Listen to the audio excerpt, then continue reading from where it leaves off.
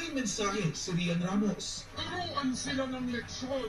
Message naman ni Gabby Garcia na dumalo kasama si Khalil Ramos, "Mahal kita Pilipinas, ipaglalaban kita." Sabi ni Sparkle actor na Hill Bibia, sa paglaban sa ating karapatan, kung hindi tayo ang gagawa, sino? Nag-perform din ang The Voice Kids coaches na sina Paulo at Miguel Benjamin ng Ben and Ben. Sabay-sabay natin sa pili.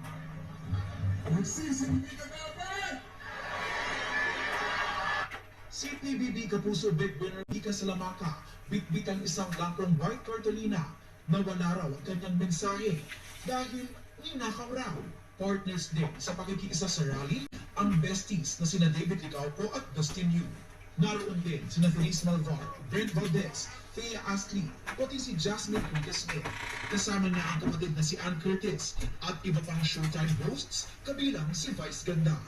Ang tubig, baha, pagnanakaw, korupsyon, ang down, ang babang-baba, yung mga Pilipino. Not the usual Sunday run-run ang ginawa ni Kapuso Primetime King Dingdong Dantes para makikisa sa panawagan para sa isang corrupt-free Philippines. Kasama niya sina Kuya Kim Atienza at Benjamin Alves at iba pang runners.